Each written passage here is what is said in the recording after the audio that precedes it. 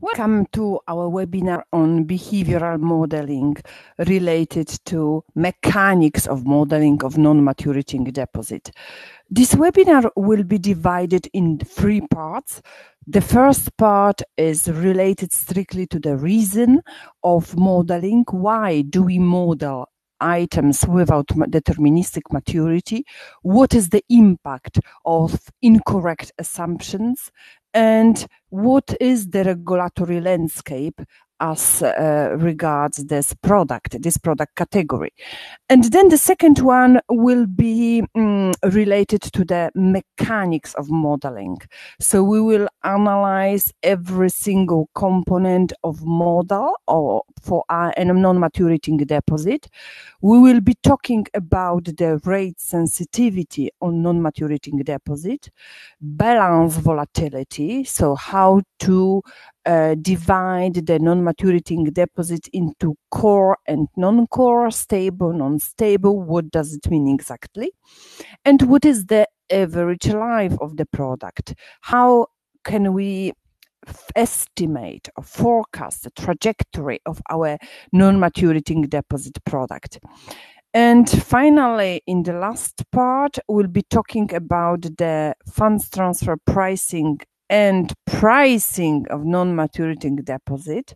So we will be allocating the price to this product, but from 2 different angles. So first of all, we'll be reflecting the interest rate risk component in the price. And the second one will be recognizing the liquidity premium to this product and the tenor which this product should be having, because it is obviously the liquidity value. This product is extremely important. It is the cheap source of funding for the banks, and therefore the correct recognition of its liquidity value is of utmost importance. Then there are obviously many challenging in modeling non-maturity deposit, and there are many models. Today we will analyze only one of them, and I will show you as an example how can we approach in a simple way modeling of NMDs.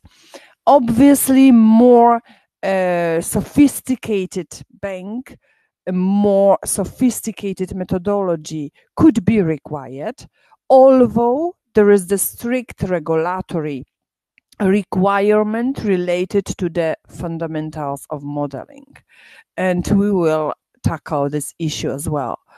Please remember that if you don't have any model, or you don't believe your model is reflecting the reality, it is especially the case for some currencies, or like, for example, in Europe, we have the negative rates. So calibration of the models, which have been created in times when the rates were positive, is really difficult because we don't have the time series long enough to reflect the behavior of the depositors when based on this on this time series, and we don't know what will happen when the rates start to go up. So this is one of the most important challenge for the European market, for example. Therefore, a regulator comes up with its own regulatory factors, both for balance volatility, both for rate sensitivity, and for the average life for the product. And those caps, like we call it, or like a regulator calls them, are supposed to be a benchmark for modeling of NMDs. So the regulatory landscape is very important, because if you don't have your own model, or you don't apply the expert judgment, or you don't believe that your expert judgment could reflect the reality and changes in the market, then you will support yourself with the regulatory requirements, which is mainly the Basel 368 document. And we'll be talking about it quite in detail. So let's start for the reason of non-maturating deposit. So non-maturating deposit is a product which don't have any maturity, contractual maturity allocated, and it can be or savings account, it can be check account, it can be current account. So you have different categories of this product, and every category has its own characteristics, which cannot be underestimated while during the modeling process, because obviously they have different behavior. The client and of those cohorts, of those segments, have different behavior. And we said that there is many the impact on the interest rate risk and on the liquidity risk. And I would like to show you right now what is the main, how it impacts the interest rate risk position, our modeling of NMDs. Non-maturating deposit, if we model them too short, so we allocate to this product short maturity, or within, let's say, 1 year, then on the short part of the curve, the bank will be obviously liability sensitive and will be exposed to the upward movement of the curve. So we will create the NII sensitivity. So modeling them too short will have impact on the first IRBB metrics, which is delta NII or NII volatility. We learn about those metrics in the IRBB module, IRBB webinar. If we want to model them too long, and this is the tendency which the banks do, they try to allocate the longer duration to this product, then we can have the situation where on the long part of the curve, the bank will be behaving as a net liability position. So it means that the upward, in case of the upward movement of the deposit, of the rates, there will be the impact on the value of those deposits. And the loss of value in current accounts can create the EVE sensitivity. So they will be the impact on the second metric, which is the medium-long part of the curve, and the metric to estimate this portion of the curve. So we have the impact, or if model longer, we have impact on EVE, on PV01, on the duration gap. And obviously, if we use the dynamic metrics, they will be impact as well. And if we model them too short, then we have impact on the NII sensitivity. So where should we draw the line? What should be the right duration of this product? Please remember also that the non-maturating deposit very often are used in two things. The first one is the natural hedging. Natural hedging is to use the outstanding of non-maturating deposit and to offset the sensitivity, time bucket sensitivity, which is arising from fixed rate asset, and to offset it through this non-maturating deposit. Let's imagine we have the asset 5 years maturity, 5 years duration, overall duration, and then we have obviously the exposure to the upward movement of the curve, because the upward movement of the curve will create the loss in economic value of the bank. But Then we try to offset it more through modeling the non-maturating deposit up to 5 years of average duration.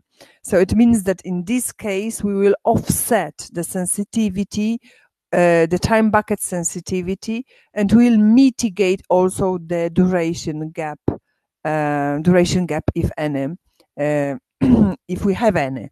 In this case, if we have the 5 years fixed rate asset, we have the obvious duration gap, a positive duration gap.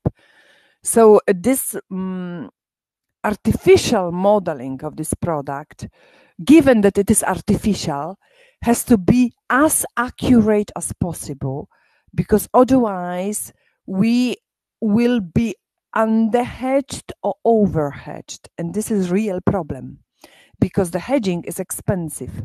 So if we, in the same example, if we model, let's say artificially, and it is inaccurate, the non-maturating deposit up to 2 years, then obviously we will get some portion from 2 years to 5 years, which is open position. And this open position will need to be mitigated, to be hedged, to be offset. Usually the bank will use the swaps, which will mitigate the exposure to the upward movement of the curve. Therefore, we will take on some, will expense to for the hedging costs, and will pay for the hedging costs. So hedging is expensive, and we will entering also into swaps has some additional effects, because there is the collateral, there is the impact on the tactical liquidity, short-term liquidity in terms of collateral, and there are many accounting. From the accounting perspective, we need to be under the test effectiveness. So we need to pass the effectiveness test, and we need to monitor it. We need to have the models. We need to have the operational structure and processes in order to keep in place those hedges. If we model the current accounts too long, then we will have the opposite position in terms that we will be showing that we are the net liability position. So we will be exposed to the downward movement of the medium long part of the curve. And in this case, we will have EVE impact. And probably we will say that we need to take some swaps, receiver swaps, in order to offset the position on, in this case, the open gap, the open risk position. So again, the impact is huge. You can be over or under hedged if you don't model it correctly. So model, if you build the non-maturating deposit model, you need to frequently test it, frequently calibrate it. Every single model has always the model documentation, but it is not only related to the non-maturating deposit, it is also related to every single model which you have in place in IRBB, liquidity space, ILM, treasury. You need to write them deposit manual and deposit documentation. The model will be tested, the model will be validated by the third party, and this is something which has been required by the recent regulation. In the space of IRBB, again, I'm referring to the Basel 368, which requires those models to be tested and validated by the third party. It is not easy to model this product because it is very dynamic. So when the rates go up, and if the rates go up to some extent, the customer behaves in certain way. Then over this level, the client start to change its behavior and start to, it depends if it's the rate shopper or if there's someone who is loyal to the bank, is keeping the money within the bank since 30 years, is not going to withdraw it, even though the rates are going up, and he could put it in another bank and earn additional return. He won't do it. This is the kind of kind of customer, which we call it the lazy client or lazy customers or lazy money. So those clients won't withdraw, but there are some, like for example, savings accounts class customers, which are extremely sensitive to the interest rate movement, and they will withdraw the money if you don't reprice the product. What does it mean, reprice the product? If you don't pay them more, they will leave the bank and they will go to shop for another rate. So Basel, basically, we have these 3 different standards, which I'm showing you here, which are explicitly saying about the behavioral modeling. So the first one is obviously the standards, Basel standards and interest rate risk in the banking book. And this is the first attempt of giving the coefficient from the regulatory side, which you can potentially use for the standardized approach for IRBB. And you can, if you don't have any model and you think that your clients behave in a certain way which you can approximate by those coefficients, then you can go with this model, use the coefficient from the Basel. And the next one is the final report, the guidelines on the management of the interest rate risk arising from non-trading activities, which is reflecting exactly the Basel standards. And here, let me say another thing. Before the standards which came into law, it is not a law. Basel is not a law. It is just a recommendation, because Basel is never a law. It is a recommendation. It is the best practice benchmark, but it's not requirement. Meanwhile, the European Banking Authority report, this final report, is a requirement.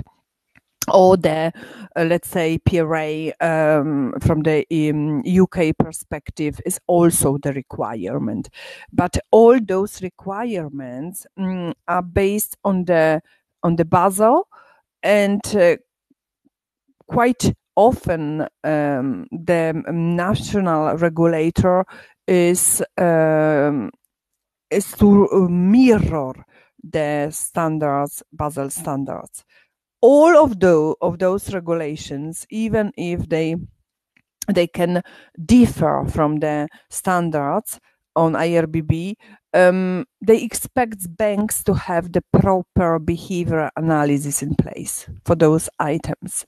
And this is because the many banks worldwide are founded with non-maturing deposits, and the way in which the average lives is modeled has significant implementations and implications when you estimate the value, effectiveness in the management of interest rate risk.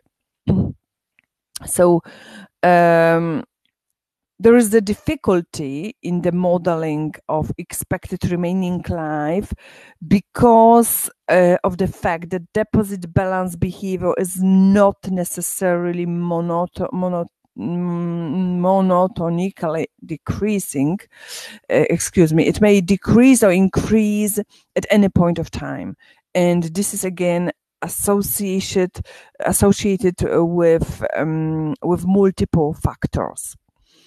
And those factors are different. There is a number of factors which can impact the behavior of customers, and we'll be going through them. So for this reason, there is the clear requirements towards deep analysis of the client behavior. So it's not always monotonically decreasing or monotonically increasing. It is sometimes exponential. It is the function which is not linear, so depends on different factors. And those factors, to identify those factors is first a key thing in our analysis. So let's have a look at the Basel model, the methodological details of Basel. So Basel have the segmentation allocation of non-maturing deposit according to the following scheme. So we have the retail non-maturing deposit and wholesale non-maturing deposit. The segmentation according Basel is quite simple. So they don't segment it through the statistical analysis like I will show you in this webinar. Many banks do. So they allocate the segmentation scheme which is based on the statistical assumptions. Here they just divide it into retail and wholesale portion, and the balance which is lower of 1 million euro or higher of 1 million euro is determinant in this analysis. So if you are lower than 1 million of euro, then you are retail. If you are higher than 1 million of euro, then you are wholesale. And this is the only way of segmentation proposed by Basel. Then you, once you identify the segments, you divide them in two parts, the stable and non-stable.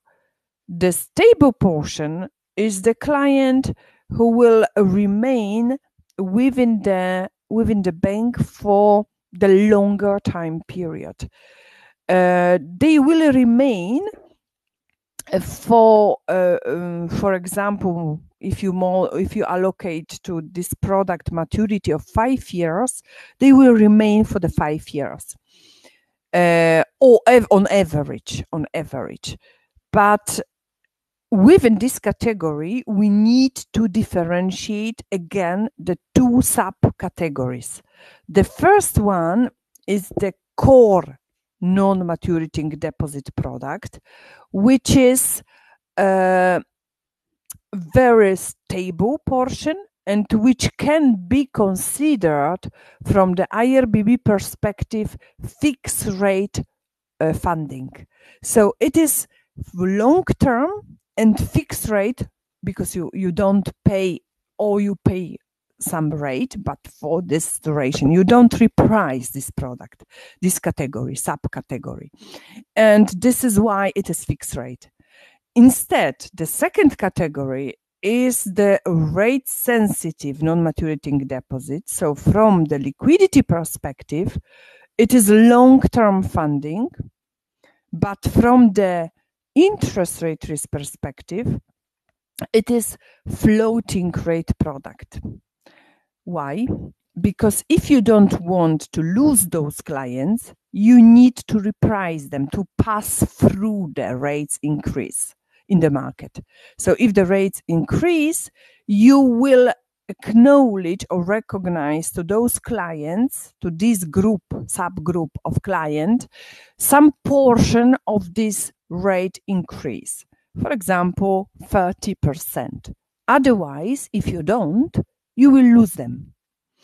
So the banks are conscious that they are aware of this group of clients which are rate sensitive and which will move to other bank if they don't reprice. So there is always some portion of of stability, but subject to if you reprice to the certain extent. Now, to understand what should be the extent of repricing is the holy grail in the modeling of non-maturity deposit, because it depends on the pricing strategy of the bank. It depends on the senior management. It depends on your risk appetite, and first of all, on the commercial strategy, because do you want to lose those clients if you don't reprice, or how much, to which extent you rely on those clients in funding strategy. So if you rely to the significant extent, then you have to reprice 60% or 50% of the rates increase. Otherwise, you will do lower pass-through rate. Pass-through rate is this recognition of the movement in the market to the client. And this is known pass-through rate. And there is non-stable portion.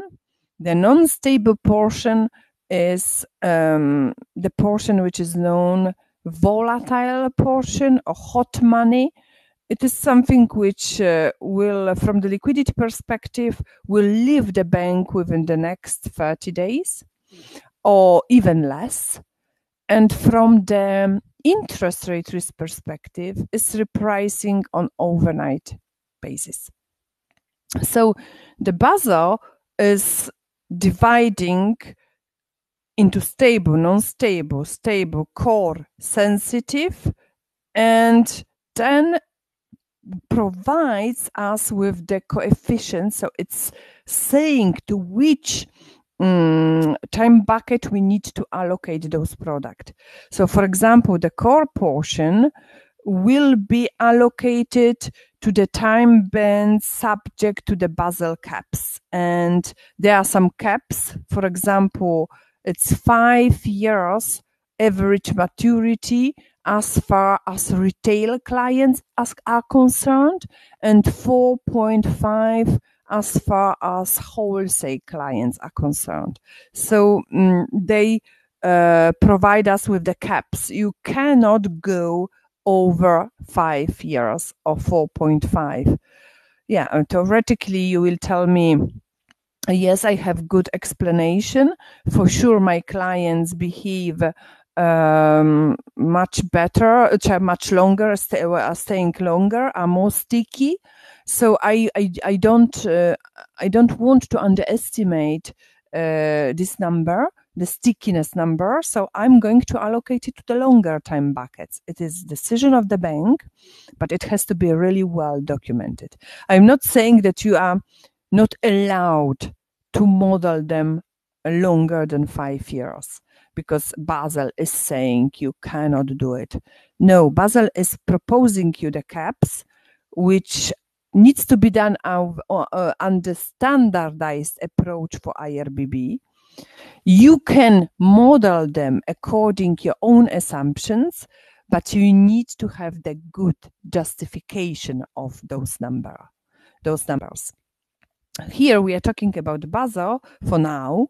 So I'm going to tell you what are the requirements of Basel. So we have those two caps, 5 years and 4.5, and those will be allocated according to the simple approach. And according simple approach, you will do it linearly. You will split them linearly by time bucket. So for example, in the some portion, if you have core 100 of core, and you will have 19 time bucket in your repricing gap, then you will divide it equally by every time bucket, this amount. So 100 divided by 19, and this is the amount which will be allocated to every single amount according this approach. And this rate sensitive portion has to be allocated to overnight time bucket. So it is interesting from the interest rate risk perspective because it's quite conservative. If you think that your rate sensitive portion is repricing every 3 months or is mimicking the LIBOR 3 months, then you are not going to, allocation to overnight time bucket of this portion is quite conservative. This is because if you remember in the IRBB webinar, we spoke about the time factor, which is important in the NII sensitivity calculation. So here for the overnight time bucket, we have the time factor, which is significant, and it will increase your time bucket sensitivity. So the closest the day of repricing, the higher NII sensitivity. So in this case, overnight time bucket is quite conservative. Then we have the non-stable, which I understand why the regulator suggests to put it to the overnight time bucket, because obviously it's not stable. So we are not going to rely on this product. And from the liquidity perspective, it's short term. From the IRBB perspective, it is overnight repricing. So just to summarize what the Basel is saying, what is also reflected in the final report of European Banking Authority, EBA, they are, let's say, dividing for the IRBB purpose. This is important to have this split between the interest rate risk component and liquidity component. And this is important from FTP and pricing perspective. And you will see later how important it is. So from interest rate risk perspective, you have this split. So you have the two segments which are determined, which are developed based on the outstanding of money which client, or balances of which clients keeps within the bank. It can be different total liabilities which the client have with the bank. And so like, for example, current accounts plus savings accounts is the total number. And then you will divide it into stable and non-stable. The stable from the IRBB purposes divides further into the core balances, which are known also structural balances. And I will show you soon what does it mean, what is the second important point for modeling, correct modeling of those items. Because the first one was the impact on EVE and NII metrics. The second one is the hedging, structural hedging, but it will come later. So the second part is the rate sensitivity, and the rate sensitivity from the IRBB perspective will be allocated to overnight. Non-stable is allocated to overnight. This is exactly what regulator is asking for under standard approach.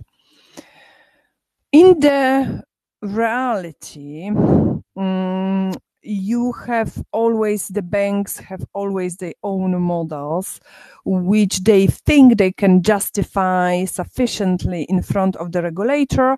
So they will use those models in the ILM systems, and they will use them on the management view for IRBB, daily IRBB management, mitigation, hedging, so on and so forth. So they will be using it in all analyses which they have, ILM analysis.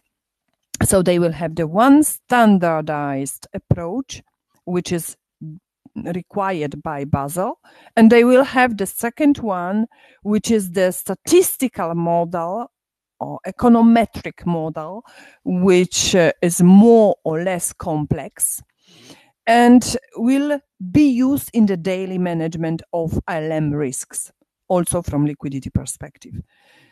Now, the modeling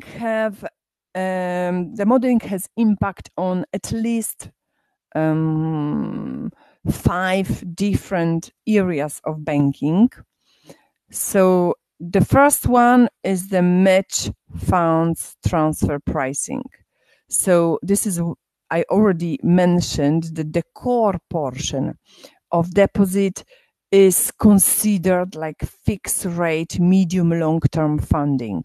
This is because those clients are particularly stable, they are sticky, they are not going to leave the bank for the different reason, and let's leave apart those reasons for now. And the duration of this product will be equal to the duration of the core NIPCA, non-interest-bearing current accounts. Now let me explain.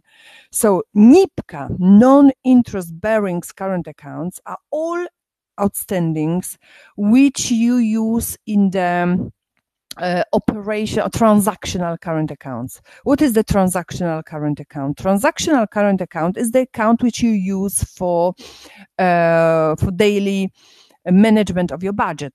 For example, the salary goes there. For example, you have the mortgage installment there, so you are paying your mortgage through this account. So there is every single daily activity is converging to this account. So this is transactional account because you are not recognized any rate. It is the common practice. You don't have any rate. You have 0 rate on those products and those balances, and still you keep them. This is the NIPCA balance, and this is absolutely the most important, let's say, part of deposits, because it is the part which is used for structural hedging, for match funding, for PV time bucketing sensitivity, for funding management. It will be a benchmark also for the pricing, for acknowledgement of the liquidity premium to those products. So the NIPCA balances are important to our ILM risks, to management of daily ILM risk. And it can be used in the match funding process. So by match funding, I mean natural hedging, or you go through, you are closing the time bucket sensitivity using those balances. So this is what is meant by match funding. So you match the duration of your asset with the duration of your liabilities. And it is for every single time bucket, because remember, when you are talking about the average duration of liabilities, you don't mean it is bullet. Bullet, it means that in one only time bucket. It is distributed accordingly by time bucket. So you will find some portion in one time bucket, second, and so on and so forth. So this is, on average, you will get the maturity of 5 years, for example. And you will try to mimic the duration of your assets. This is match funding. So as a portion of stable funding, it will improve regulatory and internal liquidity metrics and funding quality of the bank. What do I mean? In the webinar on asset liability management optimization, we went through different metrics, liquidity metrics. And one of those metrics was structural liquidity limit, which is stable funding divided by non-liquid asset. And by stable funding, we mean all funding which is beyond 1 year. With the expiration, residual expiration date beyond 1 year. This is the stable funding. And those NIPCA definitely are meant as a stable funding. They form stable funding. So they will improve our structural ratio. They will give more stability in our funding base. And also we have the net stable funding ratio, regulatory requirements which recognize the stability of this product. We have the LCR, which again is the short-term liquidity metric, but it will allocate the lower outflow to this product because of the stickiness. So this is all where those metrics, where this stickiness improves our metrics. There is EVE, which if you model them, as I said, if you have this NIPCA, you can use it to hedging, to natural hedging strategy. And then we have the, as I said, interest rate risk management. So this is one and another two points, which are, one is from the match funding is mostly from the liquidity perspective, and the IRBB perspective aspect is also there. But here, when we are talking about the IRBB management for NIPCA, we are talking mainly about the economic value of equity and duration gap analysis. So this core part of current accounts will help you in achievement of the immunization strategy. So the lower the duration gap, the lower exposure to the structural interest rate risk. So the fixed term risk. I said in IRBB webinar that the structural interest rate risk exposure is the most dangerous one, because it is something which can destroy your value, your bank totally over years, because it is exactly what forms the value, have the impact on the embedded value of your banking book. So this is this stable portion which of current accounts, which helps you to immunize, if you have the long duration of assets, to minimize the exposure to structural risk. And this is known like immunization strategy. So you achieve it through the structural accounts, so structural balances. Then obviously you have the pricing. As I said, in pricing we have two different components. So the output of deposit characterization modeling. So we will be modeling of deposits. I call it here, for the sake of this presentation, deposit characterization model. So it means that we will be providing the characteristics from the rate sensitivity, balance volatility, average life of the product to non-maturing deposits. So this is why I call it here in this presentation deposit characterization model. And you can quite often hear this word for modeling. So the output of this model will provide you with the appropriate allocation of the interest rate risk component, so this risk-free component. So what do I mean by this? Interest rate risk component, imagine that your non-maturing deposit, the rate-sensitive portion you determined according to your model is repricing every 3 months. So then what will be the benchmark for the interest rate risk component for this portion of the product? It will be LIBOR 3 months. And it will be the risk-free component, the IRBB component for this portion.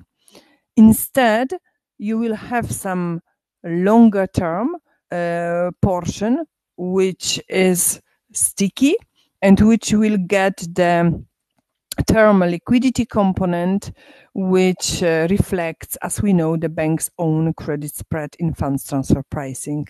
So the experience of the past behavior of your customer base is extremely important, not only for liquidity, for IRBB, but also for pricing, for the future pricing of those products, because we will recognize them some liquidity component. And if you analyze the funds transfer pricing webinar, you remember that I was clearly mentioning that there is the link between the liquidity recognition of the liquidity premium and pricing of the product, not only non-maturity deposit. So for the liabilities, so you have this also for time depo, for example, the behavioralization of those products.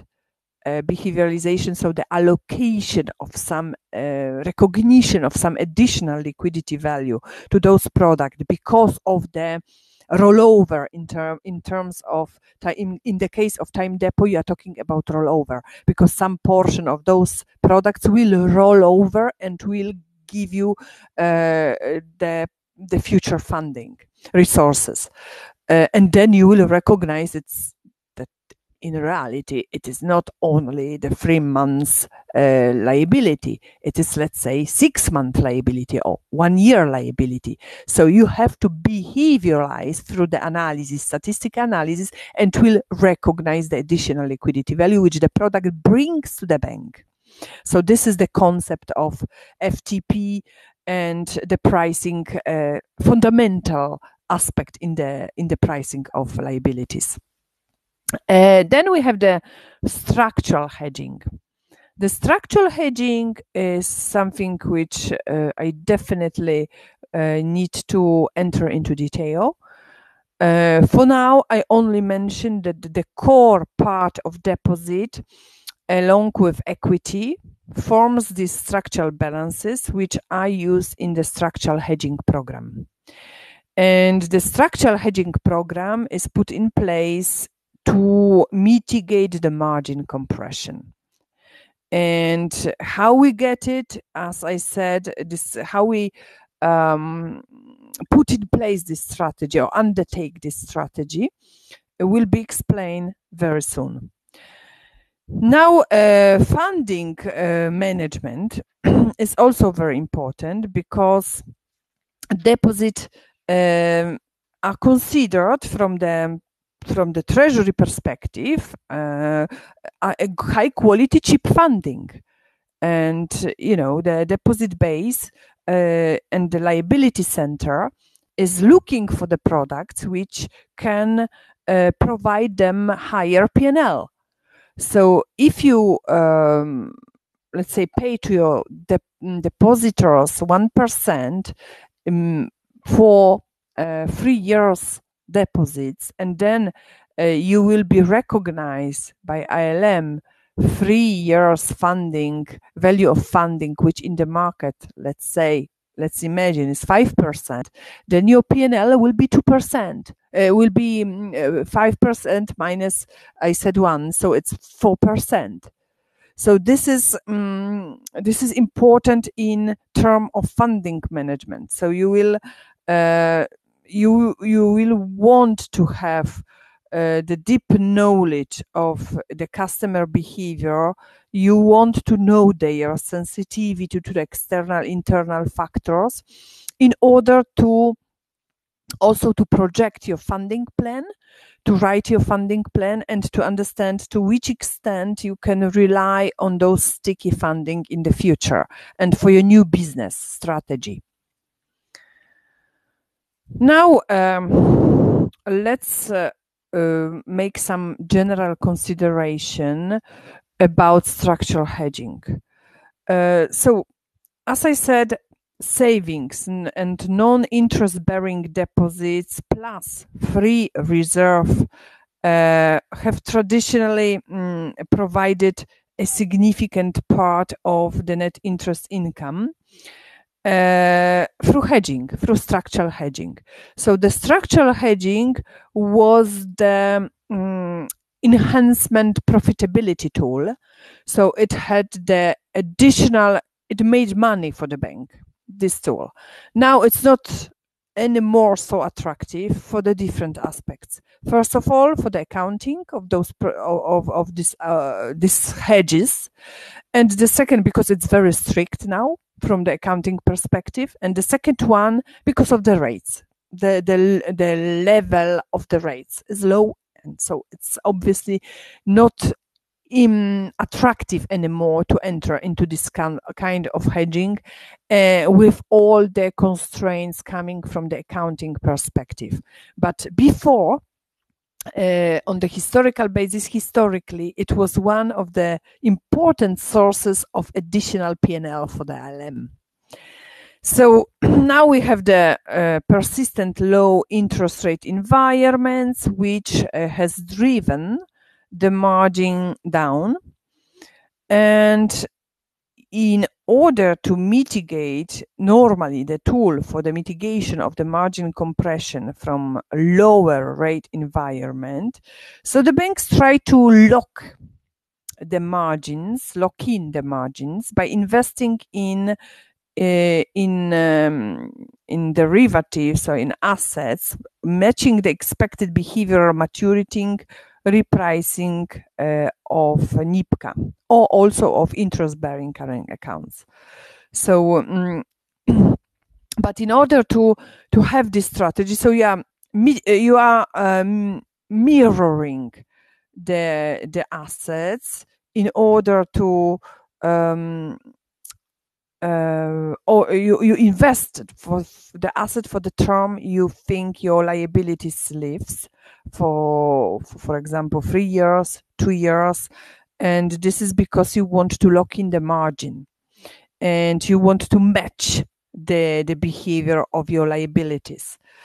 As I said, it is not easy, because this reinvestment strategies needs to be done on the fundamentals which are very valid. So you need to have assumptions for the average life of the product, and you need to have assumptions in terms of the velocity of decay of the product. And also, there is some additional consideration, because when the post-crisis environment, in the post-crisis environment, we know that there is significant amount of NIPCA in the banks. So those accounts are there because we don't have any additional, possibilities to invest those money. So quite a lot of clients leave those balances in the banks in order to wait for the better market and for the better environment. But once the rates start to grow up, obviously we think that the ILM practitioners think that it will be impacting very strongly the behavior of the client, and then the significant portion of these balances would potentially leave. So we assess the model of your current account based on the current situation, but this situation will be changed very soon once the rates start to go up. So the hedging, but let's come back to this structural hedge. So the structural hedging is the mechanism to protect the bank against the margin compression. And the banks, we said, was doing it historically in order to enhance the profitability of ILM. So there were two reasons for doing the structural hedging. The first one was to mitigate the margin compression, and the second one was to earn money on this. And we can see on the graph that years ago, the swaps rates, pre-crisis swaps rates were 5-6%. So imagine that in that environment and different regulatory landscape, less heavy, you would hedge your long-term liabilities or structural liabilities with swaps, with the receiver swaps. So you will be entering into the interest rate swap receiver. So you will be receiving the fixed rate on the asset side, and you will be paying the floating rate on the liability side. And so you'll be transforming your fixed rate liabilities into the floating rate liabilities, and your time bucket sensitivity will be offset through those swaps. But additionally, you will be receiving the 6.56% for free 5 years, because the time horizon for those swaps were 5 years. So you imagine that you enter into the 5 year swaps, and you will be getting for free 5 years the 5% on annual basis. And against what? Against almost zero paid on structural balances. So it will be almost all profit on your side. And even more, if the rates start to go suddenly down, you locked in the 5-6%. So from ILM perspective, you ensured your profitability for 5 years, and you mitigated the interest, the margin compression, the potential margin compression, which could be faced when the rates suddenly go down. Obviously, now you can see that the rates went significantly down, and now they are even negative in the euro market. So, but in all markets, they are much lower than the pre-crisis level. So you obviously understand that this structural hedging plus the heavier accounting standards not allowing anymore or less discouraging this kind of practice. And however, it is important to keep in mind that it was one of the most important strategies to enhance the profitability and to mitigate the margin compression. So the mechanism of the margin compression, which you can see here, is again to convert the fixed or near fixed, we are calling it near fixed liability exposure, so those structural exposures, into the floating rate. Yeah. So on the asset side, imagine you have the prime link floating rate received on rates received on assets. And on the liability side, you have this fixed structural rate, which is almost zero. And now the rates are going down, down, and down. And you can see that the margin starts to become compressed. And you cannot do anything, because you cannot, theoretically, you can, but from the practical perspective, you cannot reprice below zero your liabilities, so your deposits, because you will lose simply your client. And hedging will transform this left side situation, which is causing the margin compression and P&L has the P&L negative impact, into the mitigated situation from the risk perspective. So on the asset side, you see that you have those floating rate assets, prime link floating rate asset. And on the liability side, you have this LIBOR link floating rate on liabilities, because through the swap, you are receiving fixed rate on asset and paying floating on liabilities. And therefore, you have this margin stable. You close it.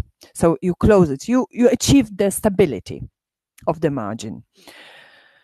And there is, however, something which you need to worry in this situation is the basis risk, because you can see that you have this risk factor on asset side, which is the prime rate.